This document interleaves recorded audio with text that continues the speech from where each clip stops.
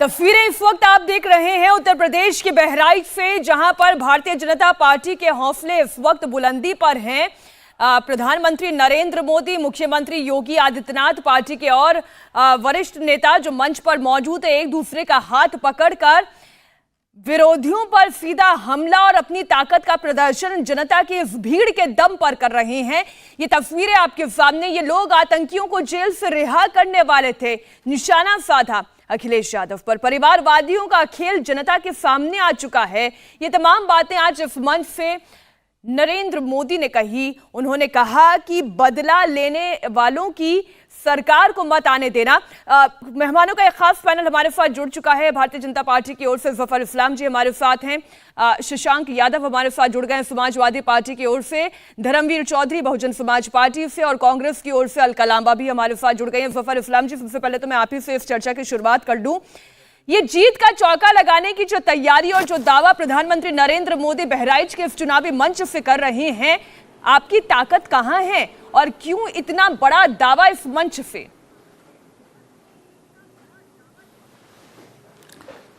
देखिए, दावा उन्होंने बराबर दावा एक ही, उसका जो आधार जो है वो एक ही है। जितनी जनता है उसका प्यार, उसका स्नेह, उसका आशीर्वाद, उसका भरोसा, उसका कॉन्फिडेंस जो हमने प्राप्त किया है, इस वजह से आज आदरणीय प्रधानमंत्री जी ने जो कहा, और हम बराबर उस बात को कहते रहे हैं कि जब हमने 5 साल प्रदेश की जनता की सेवा की है तो उस सेवा के बदले मुझे फिर से एक बार आशीर्वाद देंगे। ये ऐसा हमें पूरा इत्मीनान है इस बात का, और उसके वहाँ की जनता हमें आशीर्वाद देगी और हम प्रचंड बहुमत से जीतेंगे। अब शशांक जी, चूंकि मैं जल्दी एक बार सबकी टिप्पणी लेना चाहती हूँ, वरना फिर ब्रेक का वक्त हो जाएगा, मौका छूट जाएगा। शशांक यादव जी, आज इस मंच से मोदी जी ने बहुत तीखे हमले बोले हैं। उन्होंने घोर परिवारवादी होने का आरोप लगाया। उन्होंने कहा कि ये बदला लेने की नीयत से जो लोग बैठे हुए हैं उन्हें सत्ता में नहीं आने देना है। उन्होंने कहा जिन्होंने वैक्सीन को लेकर भ्रम फैलाया उन्हें सत्ता में ना आने देना।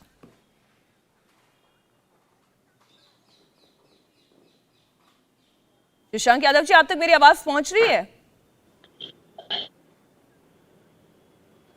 चलिए, धर्मवीर चौधरी जी से मैं इस पर राय ले लेती हूं। तमाम तरीके की बातें आज इस मंच से कही गई, और जो ये जीत का चौका, यानी पहले 2014, 2017, 2019 और अब 2022 में भारतीय जनता पार्टी जीत का चौका लगाने वाली है, और जो टारगेट, जो लक्ष्य लेकर भारतीय जनता पार्टी चल रही है वो 300 प्लस का है। जी मीनाक्षी जी, ये 300 प्लस की जो बात करते हैं बीजेपी के लोग, एक्चुअली ये 300 प्लस जो ये टेंट हाउस की कुर्सियां रैलियों में लगती हैं उसकी बात करते हैं, क्योंकि इनका तो 3 चरणों में सुपड़ा साफ हो गया है। इनको इनके प्रत्याशी गांव में घुस नहीं पा रहे हैं, और इन्होंने जो सांड भेज रखे हैं वो सांड जरूर घूम रहे हैं खुला क्षेत्रों में, खेती को, फसल को नष्ट करते हुए। तो ये किसान पूछ रहा है कि भाई मोदी जी ये बता दो कि आपने कहा था हम कि किसान की आय को दुगना करेंगे, तो गन्ने का जो किसान है वो पूछ रहा है कि हमारी आय को तो दुगना नहीं किया। आज उत्तर प्रदेश में जो प्रधानमंत्री जी की बॉडी लैंग्वेज थी वो एक हताशा भरी थी, वो निराशा भरी थी। आज प्रधानमंत्री जी नहीं कह रहे थे कि अच्छे दिन आएंगे, बॉडी लैंग्वेज ना में भी प्रधानमंत्री जी ने महंगाई पे कोई चर्चा की है, उससे तो मैं नकार नहीं सकती ना।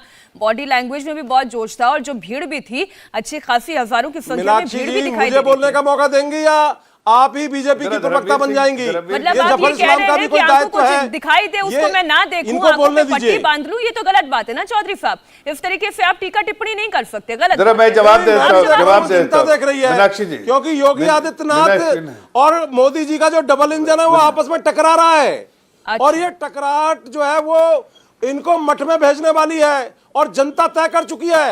क्योंकि कोरोना में जो लोग मरे थे उनके परिवार अभी भूले नहीं है कि खून निकल रहे थे उनके, और जो ये किसान बैठे हुए थे बॉर्डर पे, ये जो ब्राह्मण समाज के लोग मारे गए हैं, ये खुशी दुबे के लोग पूछ रहे हैं। तो ये बहुत सारे जवाब प्रधानमंत्री को देने थे, लेकिन प्रधानमंत्री जी अहमदाबाद के कोर्ट के डिसीजन के पीछे छुप रहे हैं। जैसे महाभारत में भी एक कैरेक्टर पीछे छुपता था, तो इनका पीछा ये जनता नहीं छोड़ने वाली है। जनता जब तक बीजेपी को नाश्ता नाबूद नहीं कर देगी तब तक नहीं छोड़ेगी। जफर जी, मैं आऊंगी आपके पास। कांग्रेस के प्रवक्ता मैं जरा जवाब देना चाहूंगा। जुड़े हुए हैं। जफर जी, आप जवाब दीजिए। बहुत आपने मुझे बहुत कम समय दिया। नहीं जफर जी, आज देखिए 3-1 की स्थिति है। 3 आपके विरोधी बैठे हुए हैं और जवाब तीनों के लिए आप ही को देना है। चौधरी साहब, आप अपनी बात रखिए। मुझे कोई बात नहीं, आप मुझे अलका जी भगा देते हैं। ठीक है चौधरी साहब, आपकी बात आ गई। DHL से लेकर के और बैंकों में जो भ्रष्टाचार हो रहा है, ये सब बीजेपी की सरकार चेक करवाइए, मेरी आवाज उन तक पहुंच रही है या नहीं पहुंच रही है, थोड़ा ऑडियो डाउन करवा दीजिए। अलका लांबा जी, अब देखिए, ये जो भी जिनसे भी पूछे उत्तर प्रदेश में जाकर वो कहते हैं कि बड़ी बहुत ही मजबूत दो तरफा लड़ाई में इस वक्त उत्तर प्रदेश की ये चुनावी जंग चल रही है। इस चुनावी जंग में कांग्रेस पार्टी पहले तो उसकी जमीन कहां कितनी मजबूत, इस पर आप अपनी राय रखें। और साथ ही आज जो ये नरेंद्र मोदी दावा कर रहे हैं कि ये जीत का चौका लगने वाला है। मीनाक्षी जी, हकीकत तो ये है कि उत्तर प्रदेश में डबल इंजन की सरकार के दोनों इंजन फेल हो गए, औंधे मुंह आकर गिरने वाली है। प्रधानमंत्री जी का भाषण आपने सुनाया, मैंने 10 मिनट तक सुना। राजनीति का अपराधीकरण और किसानों की बात कर रहे थे। याद दिलाना चाहती हूँ, राजनीति के अपराधीकरण की इनकी हकीकत ये है कि बाबा राम रहीम जो बलात्कार और हत्या के दोषी पाए गए, 20 साल की उन्हें उम्र कैद सुनाई गई, इसी भाजपा ने उन्हें बेल ही नहीं करवाई, उन्हें जेड सुरक्षा दे दी। ये महिलाओं को बताना चाहती हूँ, ये इनकी चाल चरित्र चेहरा है। किसानों की अगर बात करूं तो इन्हें ये बताना चाहूंगी कि किसानों के हत्या का जिनके ऊपर आरोप है वो अजय मिश्र आज भी बर्खास्त नहीं किए गए। उल्टा उनके पुत्र आशीष मिश्र जो किसानों के हत्यारे हैं, उन्हें हाईकोर्ट ने दोषी माना है, उनकी बेल करके आज उनसे चुनावी प्रचार प्रसार कर रहे हैं। जहां तक बात कांग्रेस की रही, प्रियंका गांधी जी लड़की हूं लड़ सकती हूं के नारे के साथ 40% महिलाएं, वो महिलाएं जो हाशिए पर थी, जो शोषित थी, बलात्कार की शिकार थी, उन्नाव में इनके विधायक ने बलात्कार किया और बचाते रहे। उन्नाव हो, हाथरस हो, उन पीड़ित परिवारों की मदद अगर किसी ने की, या लखीमपुर खीरी पहुंच के किसानों की मदद करने वाली अगर किसी का नाम है तो उसका नाम है प्रियंका गांधी। उस प्रियंका गांधी ने अपनी उत्तर प्रदेश में संगठन को मजबूत करने का काम किया, महिलाएं जो हाशिए पे थी उसे केंद्र में लाने का काम किया, और इसी भाजपा के खिलाफ उन्हें लड़ने की ताकत अगर किसी ने दी है और उनके बलात्कारियों दोषियों को टिकट देकर, संरक्षण देकर, जेड सुरक्षा देने का काम इस भाजपा ने किया है। तो प्रधानमंत्री जी के खोखले जुमलेबाजी से अब ये देश या उत्तर प्रदेश इन्हें दूसरा मौका नहीं देने वाला, ये तय हो चुका है। बेरोजगार युवा सड़कों पर रोजगार मांगता रहा और इन्होंने उन्हें लाठियों से भांजा, उन्हें पीटा है। और आज ये बात करते हैं अमित शाह जी को तो ये नहीं पता 10वीं 12वीं में अंतर कहने क्या का है। मतलब ये है कि आप इलाहाबाद की घटना से लेकर जो प्रयागराज में हुआ, वो जो लखीमपुर में हुआ, वो बाबा राम रहीम से लेकर तमाम आरोपों के साथ कांग्रेस पार्टी हमलावर है भारतीय जनता पार्टी पर। सफर जी, मैं आऊंगी आपके पास, लेकिन अब शशांक यादव जी जुड़ चुके हैं हमारे साथ। शशांक जी, देखिए, आज सबसे ज्यादा निशाने पर समाजवादी पार्टी ही रही नरेंद्र मोदी के। उन्होंने कहा कि ये घोर परिवारवादी पार्टी है। वैक्सीन को लेकर जो भ्रम फैलाया, अब जनता उस भ्रम का जवाब अपने वोट का बटन दबा के करेगी। और पहली बार ऐसा हुआ है कि प्रधानमंत्री के साइकिल वाले स्टेटमेंट पे जो हरदोई में उन्होंने दिया था, इंडियन एक्सप्रेस ने पूरा एडिटोरियल दिया है। अब जाके प्रिंट मीडिया भी मुखर होना शुरू हुआ है पूरा एडिटोरियल, कि हताशा में जिस लेवल की भाषा का वो इस्तेमाल कर रहे हैं, चुनाव में वो जनता भूल जाएगी कि मध्य प्रदेश के आईटी सेल का जो इनका भाजपा का ही प्रमुख था, उस पर आरोप लगे थे, पकड़ा भी गया था वो, कि जो पाकिस्तान को जो है वो सूचनाएं पारित कर रहा था, या त्रिपुरा में जब सरकार बनाई थी उस चीज को भूल जाएंगे, या जिस पीडीपी को आज ये कह रहे हैं गुपकार संगठन वाले आतंकवादियों के हमदर्द लोग हैं, उसके साथ भी 3-3 साल सरकारें बनाई हैं। तो ये डबल स्टैंडर्ड की जो भाषा है, किसी हिंसा को कभी भी कोई समाज पसंद नहीं करता है। आपका अपना एटीट्यूड होता है कि आप किस चीज को किस घटना से देखते हो। आतंकवादियों को कभी किसी ने, इस देश के किसी भी दल ने, किसी भी विचार ने कभी समर्थन नहीं दिया है। ये इनकी हताशा की भाषा है।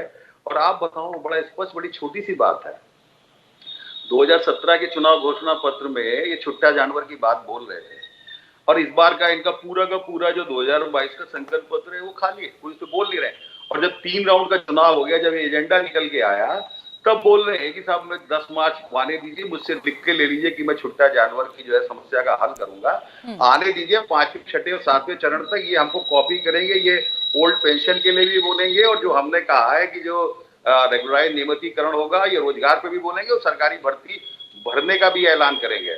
ये हमको फॉलो करने के लिए मजबूर हो गए हैं।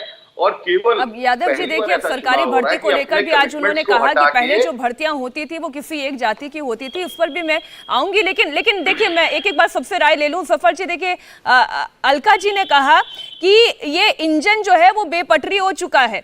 चौधरी साहब ने कहा कि मोदी योगी की लड़ाई है वो मंच तक दिखाई दे रही है, हताशा की भाषा है, ये कहना है समाजवादी पार्टी का। देखिए, ये सब जो भाषा है उन्हीं की हो सकती है जो बिल्कुल समझ रहे हैं कि वो बिखर रहे हैं। यकीन मानिए, इस इलेक्शन के बाद ये चेहरे भी दिखेंगे भी नहीं। जैसे गुजरात में है ना, कोई अपोजिशन ही ख़त्म हो गया, वैसे यहाँ भी, इसलिए कि वहाँ की जनता ने प्यार दिया है। यहाँ की भी जनता प्यार करती है भारतीय जनता पार्टी की सरकार को, भारतीय जनता पार्टी के लीडर्स को, और जिस तरह से हमने कार्यकर्ताओं ने सेवा की है, उनकी हर जगह खड़े रहे हैं। अब ये कह रहे थे बीएसपी के प्रवक्ता, अरे भाई आप अपनी पार्टी को तो संभाल लीजिए पहले, कहीं दिखती नहीं है, कहीं लोग पूछ रहे हैं कि क्या मायावती जी को क्या हो गया है, वो इलेक्शन से क्यों भाग रही हैं, इसका जवाब दीजिए पहले। जनता वो पूछ रही है कि क्यों भाग गए, सारा कुछ यहाँ पर आप रहिए इलेक्शन में हर बार, इस बार क्या हो गया, अपराधी दिखाई नहीं देते, बहन जी का हेलीकॉप्टर, अरे दूरबीन आप अपने जनता देख रही है, जनता देख रही है, ये सब पता है। खाली हाथी को बांधने से कुछ नहीं होगा। यहाँ पर देश को बांधना पड़ता है। आपने खाली हाथी बांधे हैं, हाथी के अलावा कुछ नहीं देखा है। नहीं, धर्मवीर चौधरी जी बीच में मत बोलिए, बीच में हम आपके बीच में नहीं बोला था। और ना चलेगी साइकिल, अरे बीच में मत बोल, ना रहेगा फूल, ना रहेगी साइकिल, ये हाथी चलेगा, हाथी। हर्षवर्धन जी, अगर हम पिछले 3 चरणों का विश्लेषण भी करके देखें, देखिए पहला चरण जो था उसमें जाट और मुस्लिम गठजोड़ हावी था, इसमें कोई दो राय नहीं। दूसरा चरण जो था उसमें मुस्लिम इलाकों में किस तरीके से बम्पर मतदान हुआ, इससे भी नकारा नहीं जा सकता। तीसरे चरण में मतदान यादव लैंड में था, उसके बावजूद अगर मोदी जी का ये कॉन्फिडेंस है कि जीत का चौका लगने वाला है, और जो भारतीय जनता पार्टी के नेता ये कह रहे हैं कि भाई हम तो 325 प्लस वाली रणनीति लेकर चल रहे हैं, तो इसके पीछे ताकत कहाँ है और तर्क क्या है? देखिए मीनाक्षी जी, ये सभी पार्टियों को अधिकार है कि वो जितनी अधिकतम सीटें बता सकते हैं वो बताएं, वो 300 400 पार सब कहें। लेकिन जो जमीन पर जो दिखाई देता है, और विशेष करके अगर हम 3 चरण के बाद बात कर रहे हैं, भारतीय जनता पार्टी के लिहाज से सबसे कठिन चरण थे। और उसमें भी जो पहले और दूसरे चरण की बात की जा रही थी, जिसमें ये कहा जा रहा था जो मुस्लिम डोमिनेटेड कॉन्स्टिट्यूएंसीज हैं उसकी वजह से भारतीय जनता पार्टी साफ हो जाएगी। लेकिन पहले और दूसरे दोनों चरण में कम से कम ये होता हुआ नहीं दिखा कि भारतीय जनता पार्टी साफ हो गई हो। उसकी जो बढ़त थी वो भले कम हुई हो, लेकिन कोई जिसको कहते हैं कि एकदम से कुछ उल्टा हो गया हो ऐसा नहीं दिखा। और जिसको हम यादव लैंड कहते हैं, वैसे तो मैं इस तरह के नॉमेनक्लेचर के ही बहुत खिलाफ हूं, लेकिन 4 जिलों में अगर मुलायम सिंह यादव की राजनीतिक विरासत को बढ़ता हुआ देखने वाले लोग हैं और उसके आधार पर कहा जाए तो बुंदेलखंड में भी तो वोटिंग थी, कानपुर में भी तो वोटिंग थी, और ये वो इलाके हैं जहां भारतीय जनता पार्टी बहुत मजबूत है। बुंदेलखंड जहां लंबे समय से वहां की जो बेसिक नीड्स हैं, पानी की, सड़क की, रोजगार की, उसकी दिक्कतें सोची तक नहीं गई, उस पर काम हुआ है। और मुझे लगता है कि इस तरह की चीजों को लेकर प्रधानमंत्री के ऊपर उत्तर प्रदेश की जनता का भरोसा होता है, तो उसकी बहुत साफ वजह है। मैं आपको बताऊं, मैं प्रयागराज का रहने वाला हूं। काशी से लेकर और पूरे पूर्वी उत्तर प्रदेश की अगर बात करें, विकास के पैमाने पर इतना पिछड़ा हुआ था, योजनाएं तक नहीं थी। चाहे आप रेलवे की बात करें, चाहे आप सड़क की बात करें, चाहे किसी बड़े प्रोजेक्ट की बात करें, और उन सब को लेकर प्रधानमंत्री नरेंद्र मोदी आते हैं। मुझे लगता है कि एक बहुत बड़ी वजह है जब वो बोलते हैं तो जिसको कहते हैं, लेकिन इसके बावजूद हर्ष जी, इसके बावजूद कई विश्लेषकों का मानना यह भी है कि पूरब की लड़ाई पश्चिम की लड़ाई से ज्यादा कठिन साबित हो सकती है भारतीय जनता पार्टी के लिए। देखिए अलका जी, इसमें तो कोई दो राय नहीं है। ये समाजवादी पार्टी पर अगर आतंकियों के संरक्षण का आरोप लगता है तो इसके पीछे कुछ तथ्य हैं, और इसमें किसी पार्टी के बयान पर जाने से बेहतर है मैं इलाहाबाद हाईकोर्ट के उस ऑब्जर्वेशन का जिक्र करूं जिसमें वो साफ साफ कहते हैं कि आप क्यों आतंकियों को छुड़वाने में या आरोपियों को छुड़वाने में लगे हुए जिन पर आतंक का आरोप है, आप क्यों उनकी इस तरीके से पैरवी कर रहे हैं। ये तो हाईकोर्ट का ऑब्जर्वेशन था। मीना, जो भी ऑब्जर्वेशन था, जो भी फैसला आया, कोई उसके खिलाफ कोई राजनीतिक दल खुद समाजवादी गया है अगली अदालतों में या कहीं? नहीं गया ना, क्योंकि सबको मालूम है कोई भी आतंक के साथ नहीं खड़ा हुआ। लेकिन आतंक को हर चुनाव में राजनीतिक मुद्दा बना के उसका बार बार जिक्र करके वोट मांगने का काम अगर कोई करता है तो देश के प्रधानमंत्री नरेंद्र मोदी जी का काम करते हैं। अपने सर्वोच्च पद को भूल जाते हैं। एक पार्टी के चुनाव चिन्ह को, वो साइकिल इस देश का गरीब मजदूर चलाता है। उन्होंने सीधा उस गरीब मजदूर का जो पहचान है साइकिल को आतंकवाद के साथ जोड़ दिया। आतंकवाद तो फिर क्यों भूल जाते हैं? पुलवामा 2019 के लोकसभा चुनाव से पहले हुआ, किसकी थी? जम्मू कश्मीर में सरकार। और वो पुलवामा में 350 किलोग्राम RDX किसी साइकिल पर नहीं लाया गया था, जिस ट्रक में लाया गया था, और हमारे काफिले के 40 हमारे जवान शहीद हो गए। आज तक नहीं पता लगा प्रधानमंत्री जी को। यही प्रधानमंत्री जी सुरक्षा की बात करें तो भूलना नहीं चाहिए पाकिस्तान की ISI को पठानकोट में बुलाने का काम, मैं कहती हूं, ये प्रधानमंत्री जी ने ही किया था। बिन बुलाए पाकिस्तान चले जाते हैं। पठानकोट एयरबेस के हमले की जांच पाकिस्तान ISI से करा लेते हैं। आज तक देश नहीं जान पा रहा है कि 350 किलो RDX आया कौन सी साइकिल पर था, वो कौन सी गाड़ी में आया था, और जिन्होंने बचाने का काम भाजपा ने किया है। चौथे चरण की लड़ाई में कौन आगे जाने वाला है, कौन पिछड़ रहा है, हम कर रहे हैं चर्चा। योगी आदित्यनाथ के लिए प्रधानमंत्री नरेंद्र मोदी खुद जफर जी कैंपेन कर रहे हैं, लेकिन ये लड़ाई इतनी भी आसान नहीं है जितनी दिखाई दे रही है। अब देखिए, आप तो अपनी पार्टी के प्रवक्ता हैं, आप तो उसके लिए बैटिंग करेंगे ही, लेकिन इस बार की लड़ाई इतनी एक तरफा भी नहीं है। देखिए, एक तरफा हो, दो तरफा हो, तीन तरफा हो, कोई फर्क नहीं पड़ता। ये बात सही कह रही है कि इस बार बसपा जो है सीन से गायब है। चौधरी साहब टीवी पे चिल्लाते हैं, लेकिन इनकी पार्टी के सब लोग कहाँ हैं, किसी को दिखते नहीं हैं। खुद दूरबीन लेके देखें कहाँ पर प्रचार उचार कर रहे हैं, कहीं तो दिख नहीं रहे भाई। बहरहाल देखिए, कोई भी समीकरण हो, भारतीय जनता पार्टी, जैसा मैंने कहा है, हम प्रचंड बहुमत से जीतेंगे। उसकी दो वजह है, दो ही कारण है। पहला कारण कि हमने 5 साल में जिस तरह से सरकार दी है, जो लोग जिसकी चीज़ के लिए तराई तराई कर रहे थे, वो सारी चीज़ें जो है हमने उनके कंसर्न्स को, उनकी तकलीफ़ों को दूर करने का काम किया। जैसे लॉ एंड ऑर्डर सिचुएशन, जैसे जो महिलाओं की तकलीफ होती थी, जो एक बीमारू स्टेट था, वहाँ पर चिंता लगी रहती थी कि बीमारू स्टेट कब जो है एक प्रोग्रेसिव स्टेट बनेगा, जहाँ पर थोड़ा जो प्रगतिशील होगा, थोड़ा डेवलपमेंट होगा, लेकिन वो सब नहीं होता था। अब आप देख सकते हैं कि जिस तरह से तेज़ रफ्तार से जो अगर वाकई में जफर जी आपने इतना विकास किया है तो फिर ये दंगेश नामकरण की आवश्यकता कहाँ थी? नहीं, देखिए, उस बात को आप इनकार नहीं कर सकते कि जब समाजवादी पार्टी की सरकार थी तो दंगे होते थे। अब वो दंगे में समाजवादी हो, कांग्रेस हो, ये लोग दंगा ही कराते हैं और समाज को डरा के वोट लेते थे। अब वो बात नहीं रही। समाज को पूरा अधिकार है, वो अपने वोट को किसी पार्टी को भी दे सकते हैं, लेकिन दंगा कराने की जो जरूरत है इसमें शशांक यादव रिस्पॉन्ड करना चाहते हैं। शशांक जी, देखिए, आज योगी जी ने नामकरण कर दिया, आप उन्हें बाबा बुलडोजर बुला रहे हैं, उन्होंने अखिलेश यादव को दंगेश नाम दे दिया।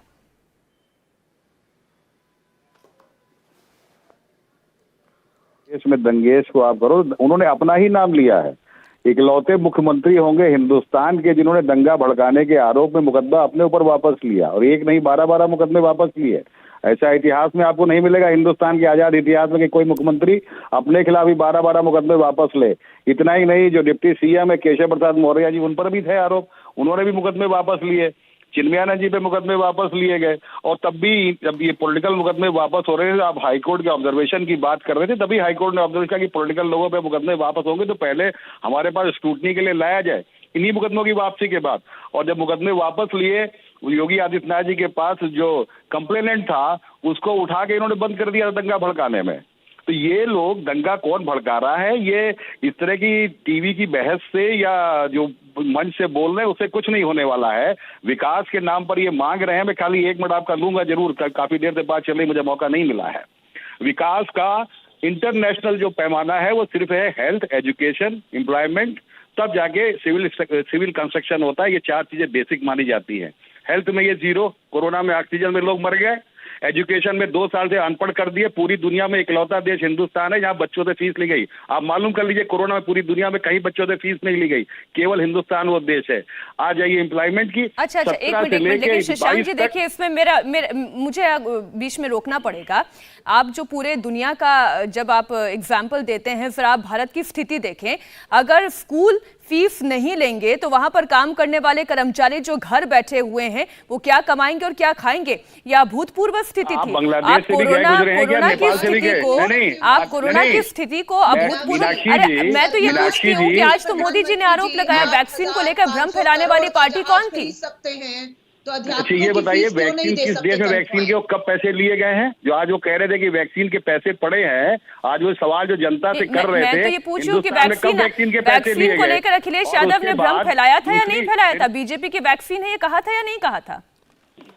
एक लाइन चला दी आपने। उन्होंने ये नहीं कहा था वैक्सीन तब तक नहीं लगाऊंगा जब तक सबके लिए अवेलेबल नहीं होगी। और आप याद करिए, वैक्सीन की जब बात आ रही थी, ना प्राइसिंग फिक्स कर पा रहे थे, ना ये तरीका फिक्स कर पा रहे थे। वो तो सुप्रीम कोर्ट की जब कमेटी बैठी है, तमाम PILs हुई है, तब जाके वहां पर इनके जो उस टाइम के जो काउंटर्स दिए हुए, अफिडेविट्स दिए, वो मिलाई है। उसके बाद जो गवर्नमेंट की पॉलिसी है वो मिलाई है। कभी भी किसी सरकार ने कभी पैसे लिए वैक्सीन के? और उससे बड़ा इतने बड़े घमंडी कि बोल रहे हैं कि लोग कहते हैं कि मोदी का नमक खाया तो हम नमक हरामी नहीं करेंगे। आज तक सरकारों ने कभी इस तरह की भाषा इस्तेमाल करी है कि नमक खाया है? ठीक है, मैं अलका जी आपके पास आऊंगी। देखिए मुझे बाकी मेहमानों को भी समय देना है। अब देखिए यादव साहब ने कहा, उससे पहले जफर इस्लाम जी आरोप लगा रहे हैं चौधरी साहब आपकी पार्टी पर, ना तो आपके पार्टी के कैंडिडेट्स दिखाई देते हैं ना मुखिया दिखाई देते हैं, और फिर आप ये दावा ठोकते हैं कि हाथी चलने वाला है, चुनावों में 10 मार्च को आपकी सरकार बनने वाली है। मीनाक्षी जी, मैं अभी एक अमित शाह जी का एक इंटरव्यू देख रहा था, तो उन्होंने बड़ी दमदार बात कही बहुजन समाज पार्टी के लिए कि बहुजन समाज पार्टी अभी मजबूती से चुनाव मैदान में डटी हुई है। ये मैं नहीं कह रहा हूं, ये अमित शाह जी का वीडियो कह रहा है। और मैं जफर इस्लाम जी की जो बॉडी लैंग्वेज है, ये अभी तुतला रहे थे डिबेट में, इनके मुंह से जुबान नहीं निकल रही थी क्योंकि इनके पास शब्द ही नहीं है। और बीजेपी और समाजवादी पार्टी का तो वो चाल चरित्र चेहरा है कि ऐसा कोई सगा नहीं जिसको इन दोनों पार्टियों में बता दो। ये आज ब्राह्मण समाज के लोग जो अगवा कर रहे थे, अगुवाई कर रहे थे बीजेपी की, टिकट बेच रहे हो, बता दो आपकी महिला जो गलती क्या है? 500 ब्राह्मण मारे गए, उनकी गलती क्या है? उसके बारे में बताओ। जनता वही जानना, समाजवादी पार्टी जनता वही जानना चाहती है। ब्राह्मण मत करो, मेरे लगाए हुए पेड़ को एक औरंगजेब की सल्तनत को मानने वाला व्यक्ति छीन ले गया और मुझसे कह रहे थे बार बार समझौता करेंगे, समझौता करेंगे। उनको एक सीट दी मात्र। मैं आप दोनों की लड़ाई में दर्शकों का समय व्यर्थ नहीं करना चाहती, लेकिन अलका जी ये इस बात में तो कोई दो राय नहीं, बड़ी दो तरफा ये लड़ाई राजनीतिक विश्लेषक ही बता रहे हैं। वो ये कह रहे हैं कि कांग्रेस ने तो उस वक्त ही सरेंडर कर दिया था जब उन्होंने ये तय कर दिया था कि करहल पे अपना कैंडिडेट नहीं उतारेंगे अखिलेश यादव के खिलाफ। आप ही को पता चल जाएगा आपके पार्टी के बारे में क्या। अरे आपके पार्टी को कौन पूछ रहा है? मीनाक्षी जी, प्रियंका गांधी जी किस तरीके से जमीनी स्तर पर आधी आबादी को लेकर ये लड़ाई लड़ रही है किसी से छुपाने की। सिर्फ एक बात कर रही हूँ, जो दंगेश कर रहे हैं उन्हें कहिए अपने गिरबान में झांके तो पता लगेगा। राजधानी दिल्ली जहां मैं बैठी हूँ 2020 में दंगों की आग में जली। कौन है देश के गृह मंत्री? किसके अधीन है दिल्ली की पुलिस व्यवस्था कानून? उन्हीं अमित शाह जी के अधीन दिल्ली दंगों की आग में जली है 2020 में। आज मैं हर्ष, जो बजरंग दल का कार्यकर्ता शिमोगा में जिसकी हत्या हुई, उसकी बहन को सुनिए, रो रही है और ये कह रही है कि मेरा भाई बजरंग दल RSS के हिंदुत्व का शिकार हो गया। और हर्षा, जिसकी हर्षा की हत्या हुई है, उसकी बहन कह रही है इनकी हिंदू मुस्लिम की राजनीति में मत आइए, एक रहिए, मेरे भाई की बलि चढ़ रही है। तो मेरे सवाल का जवाब नहीं हुआ। अखिलेश यादव के खिलाफ आपने कैंडिडेट क्या इसलिए नहीं उतारा क्योंकि बीजेपी आताताई हो गई? नहीं, उन्होंने भी फैसला किया कि हाथरस में बलात्कार के बाद जिस पीड़िता की हत्या कर दी गई उसकी मां को टिकट दिया है। उन्नाव में भी हमने पीड़िता के परिवार को टिकट दिया। इन्होंने भी फैसला किया हम उनके खिलाफ उम्मीदवार नहीं उतारेंगे। जब प्रियंका गांधी उनको ताकत दे रही है जो इन्हीं के नेताओं के जो है बलात्कार के शिकार हुए, हत्याएं की, समर्थक बलात्कारियों के साथ खड़े रहे, अगर उनके खिलाफ इन्होंने नहीं उतारे, बहुत अच्छी बात की, हमने भी नहीं उतारा, तो ये आपसी है कि कुछ चीजों में राजनीति से ऊपर उठना होगा और हम उठे हैं। ठीक है। 403 क्या सीटें क्या घबरा ये के लड़ाई नहीं। उतनी ही अखिलेश आसान जी दिखाई को- देती है जैसे अलका जी बता रही नहीं, हैं? वो ये इन्हें कह नहीं रहे लगता हैं कि अखिलेश जी को अपने ये दम पर हरा पाएंगे भाजपा। ठीक प्रियंका है। जी के दम पर हराना चाहते हैं तो प्रियंका जी योगी जी को भी हराएंगे और हम मोदी जी को भी हराएंगे। 22 भी हारेगा, 24 भी हारेगा। भाजपा से उत्तर प्रदेश को वाह। मुक्त करवाना और ये काम कांग्रेस ठीक है, करेगी। 22 से अरे, नहीं कैसे 24 भी तक का करेगी? लक्ष्य है कांग्रेस का इस वक्त दर्शकों के सामने। हर्ष जी, अब देखिए, हम पहले 22 की बात कर ले, 24 तो अभी बहुत दूर है। अब 22 की ये जो लड़ाई है, चौथे चरण का चुनाव सामने ही है, मतदान सामने ही है। अब ऐसे में इस लड़ाई में कौन पिछड़ रहा है? और जो कांग्रेस का दम है, वो कह रहे हैं कि प्रियंका गांधी हराएंगी बीजेपी को, योगी को उत्तर प्रदेश में हराएंगे। आज चौधरी साहब कह रहे हैं कि बीएसपी की सरकार बनने वाली है। देखिए मीनाक्षी, दावा तो सभी को करना ही चाहिए, राजनीति में है तो ये बड़ा आसान होता है और जरूरी भी होता है अपने कार्यकर्ताओं का मनोबल बढ़ाने के लिए। लेकिन कांग्रेस पार्टी को कई सीटों पर टिकट देने के लिए अच्छा प्रत्याशी खोजना मुश्किल हो गया। और इसके एक उदाहरण आप समझिए कि ये जो 40% महिलाओं को टिकट देने की बात हुई, तो आप लिस्ट निकाल कर देख लीजिए। ज्यादातर वही हुआ कि जो कांग्रेस नेता थे उनके घर में किसी को, किसी की बेटी को, किसी की बहन को, किसी की पत्नी को टिकट दे दिया गया और 40% का वो कोटा पूरा किया गया, क्योंकि मैंने तो वो लिस्ट देखी है। और प्रियंका गांधी जब 2022 और 24 की लड़ाई की बात किसी करती है, महिला तो का मुझे ये 2019 कसूर है कि याद वो आता है राजनीतिक परिवार जब से राहुल आती गांधी है, इसलिए उसकी राजनीतिक गाड़ी इच्छाओं से को दबा देना लोग अलका जी चाहिए सुन लेते और हैं वो ना एक बार। राजनीति में जो बदलाव के लिए आना चाहती है ठीक उसे है। घर बैठा देना चाहिए, ये क्योंकि ठीक उसका है, कसूर अपना ये है जो कि है। उसका पिता ठीक है ना, या एक घर एक का एक बार कोई लेकिन अलका जी पुरुष सुन लेते हैं ना। राजनीति में है। आपके टाइम में हर्ष जी कैसी नहीं सोच बोले, है आप लोगों की? अब हम करना उनको चाहिए। सुन लेते हैं। हर्ष जी मैं अपनी हर्ष बात जी पूरी से करें। जवाब लेना चाहती हूँ। हर्ष जी बताइए, नहीं, मैं ये दे महिला दूंगा। का कसूर है हाँ, कि ठीक है, वो जवाब दे रहे हैं, बदलाव सुनिए, के लिए सुनिए। आना चाहती है, वो इसलिए ना आए कि उसके परिवार का ठीक है, ठीक है हर्ष जी, केवल ये महिला कांग्रेस का नहीं, कसूर है, बीजेपी भी चुनावी ये महिला मैदान का में, कसूर सपा है। भी है, बीएसपी भी है, सभी पर मैं आपकी राय चाह रही थी। बोले। मैं सिर्फ ये कह रहा हूं कि 2019 के लोकसभा चुनाव में राहुल गांधी कह के लखनऊ में गए थे कि प्रियंका जी को मैं यहां छोड़ के जा रहा हूं। लखनऊ में घर वर भी रंगाई पुताई होने लगी थी और उसके बाद प्रियंका जी चली गई दौरे पे। लौटकर उत्तर प्रदेश कब आई, ये उत्तर प्रदेश की जनता को याद है। मुझे ये लगता है कि कांग्रेस को ये प्रियंका जो जी ने छोटी कभी छोटी उत्तर प्रदेश नहीं छोड़ा, आज भी वही है। ऐसे तो अमित शाह मोदी जी बंगाल में 200 पार का दावा कर रहे थे, प्रधानमंत्री जी शाह जी बंगाल में बैठे हुए थे, वहां पर आप बात नहीं करते हैं। और समाजवादी पार्टी के दावे पर भी मैं आपकी राय चाह रही थी कि ये जो सपा दावा कर रही है कि सरकार बनने वाली है, हमने तो राहुल जी, पिछले ही प्रियंका जी बयान पे में आपको बोलना याद ज्यादा दिलाऊं, आसान है अखिलेश यादव ये कह रहे थे कि भाई हमने तो पहले के 2 चरण में ही शतक लगा लिया। नहीं, अगर 2 चरण में शतक लगाया होता तो मुलायम सिंह यादव जी को करहल में नहीं उतारना पड़ता। अगर 2 चरण में शतक लग गया होता तो शिवपाल यादव का वो चेहरा उतरा हुआ नहीं दिखता। और ठीक है कि अखिलेश यादव अभी सिर्फ अपने आप को बहुत बड़ा नेता बनाने के चक्कर में उन्होंने सबको नेता, जिसको कहते हैं कि और कोई नेता दिख ही नहीं रहा है, न तो स्टार प्रचारकों की सूची में, न किसी समाजवादी पार्टी की रैली में। और जो तीसरा चरण है, इसके बाद तो वैसे भी भारतीय जनता पार्टी के लिए अगले 3 चरण ज्यादा बेहतर माने जा रहे हैं। ये वो क्षेत्र है जहां हर समीकरण के लिहाज से, और जिसको लेकर बार बार समाजवादी पार्टी कहती है, वो मुस्लिम डोमिनेटेड कॉन्स्टिट्यूंसीज तो खत्म हो गई। तो ये भी एक बहुत बड़ी चीज है कि अभी तक वो कह रहे थे कि हम इसी आधार पर साफ कर देंगे, तो आगे उसका भी तो असर दिखेगा। ठीक है, चलिए आज हम चर्चा को यहीं पर विराम देते हैं। जफर जी, हर्ष जी, अलका जी और शशांक जी, बहुत धन्यवाद हमारे साथ इस मंच पर जुड़ने के लिए, मुकाबला में शामिल होने के लिए। इंडिया टीवी हर वक्त हर जगह डाउनलोड करने के लिए सर्च करें India TV news Google play store या ऐप स्टोर पर।